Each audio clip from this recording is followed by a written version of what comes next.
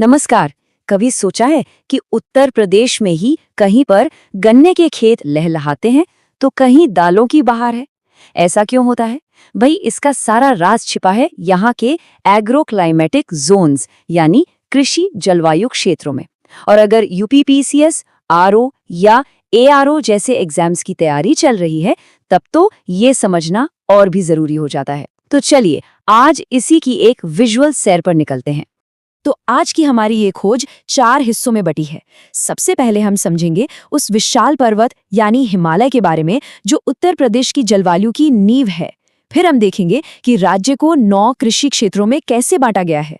उसके बाद हम पश्चिम से पूरब तक एक एक जोन की सैर करेंगे और आखिर में एग्जाम के लिए जो सबसे जरूरी बातें हैं उन्हें एक साथ दोहराएंगे। तो ठीक है, शुरू करते हैं। हमारा पहला पड़ाव है जलवायु की नींव हिमालय। ये समझना बहुत जरूरी है कि आखिर उत्तर प्रदेश का मौसम जैसा है वैसा क्यों है। देखिए, हिमालय यहाँ एक तरह से डबल एजेंट का काम करता है। जबरदस्त। एक तरफ तो ये एक मजबूत बॉडीगार्ड की तरह साइबेरिया से आने वाली बर्फीली ठंडी हवाओं को रोक देता है, मतलब कड़ाके की ठंड से बचा लिया। और दूसरी तरफ ये समुद्र से उठने वाली मानसूनी हवाओं को एक जाल की तरह यहीं फंसा लेता है, जिसका नतीजा उत्तर प्रदेश में होती है जमकर बारिश। और बस इसी वजह से यहाँ का मौसम ज्यादातर अच्छा रहता है, मतलब ना तो बहुत ज्यादा गर्मी और ना ही बहुत ज्यादा सर्दी।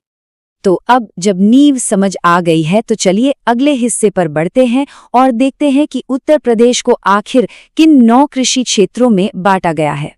जी हाँ, पूरे 9। और ये कोई ऐसे ही नहीं बांट दिया गया, इसके पीछे वैज्ञानिक कारण है।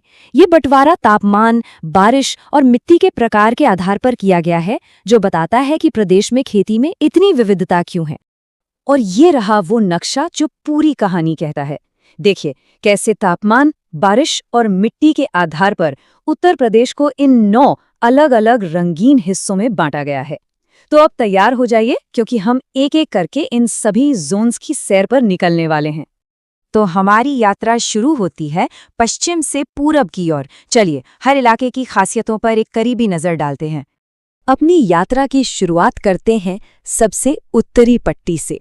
ये है तराई क्षेत्र, जो सहारनपुर से लेकर पीलीभीत तक फैला हुआ है।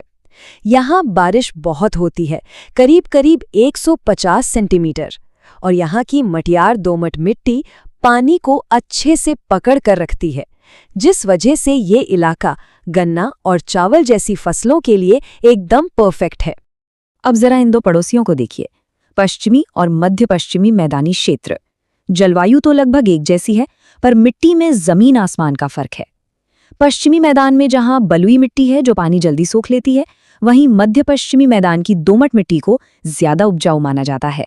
और यही छोटा सा फर्क इन दोनों इलाकों की खेती को बिल्कुल अलग बना देता है।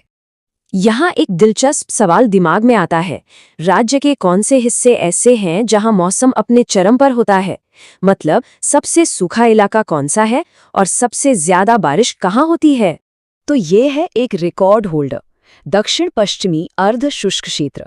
ये राज्य का सबसे सूखा हिस्सा है, जहाँ बारिश सिर्फ 65 सेंटीमीटर के आसपास होती है। अलीगढ़ और उसके आसपास का इलाका इसी में आता है। यहाँ की जलवायु सेमी एरिड है और मिट्टी है बलुई दोमट। और अब सूखे इलाके से सीधा चलते हैं दूसरे छोर पर। ये है उत्तर पूर्वी मैदानी क्षेत्र, जहां औसतन 120 सेंटीमीटर बारिश होती है। और सबसे खास बात क्या है पता है? इसी इलाके में है गोरखपुर, जो पूरे उत्तर प्रदेश में सबसे ज्यादा बारिश वाला जिला है। यहाँ की जलवायु समशीतोष्ण यानी टेम्परेट है। अब राज्य के बीचों बीच आते हैं, जहां एक मजेदार बात देखने को मिलती है। मध्य मैदानी और पूर्वी मैदानी क्षेत्र, ये दोनों लगभग जुड़वां भाई जैसे हैं। दोनों में टेम्परेट जलवायु, करीब 80 सेंटीमीटर बारिश और मुख्य रूप से उपजाऊ दोमट मिट्टी। यही वजह है कि ये इलाके खेती का गढ़ माने जाते हैं। हमारी ये सैर खत्म होती है दक्षिणी पठारी इलाके में, जहां जमीन और मौसम दोनों ही काफी चुनौतीपूर्ण हैं। एक तरफ है बुंदेलखंड का सेमी एरिड यानी अर्ध शुष्क इलाका, तो दूसरी तरफ है विंध्य क्षेत्र, जहां गर्मी 40 डिग्री सेल्सियस को भी पार कर जाती है। लेकिन इसी मुश्किल हालात के बीच विंध्य की काली दोमट मिट्टी कपास जैसी फसलों के लिए किसी वरदान से कम नहीं है। तो ये थी हमारी यात्रा। अब बारी है एक फाइनल रिव्यू की, ताकि परीक्षा के लिए ये सारे तथ्य आसानी से याद रह जाएं। चलिए देखते हैं।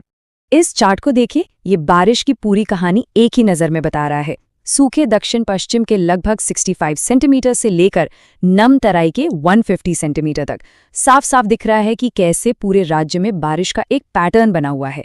और यही विविधता तो उत्तर प्रदेश की खेती की असली पहचान है। और अब वो स्लाइड जो रिवीजन के लिए सबसे ज़रूरी है। और ये रही हमारी मास्टर स्लाइड। मतलब पूरी यात्रा का जो निचोड़ है ना, वो सब इस एक टेबल में है। कौन सा जोन, कौन से जिले, कैसी जलवायु, कितनी बारिश, कैसी मिट्टी, सब कुछ एक ही जगह पर। रिवीजन के लिए इससे बढ़िया कुछ हो ही नहीं सकता। चाहे तो यहाँ रुककर एक स्क्रीनशॉट ले सकते हैं या नोट कर सकते हैं, क्योंकि सारी ज़रूरी जानकारी यहीं पर है। और आखिर में एक सवाल जिस पर सोचना ज़रूरी है।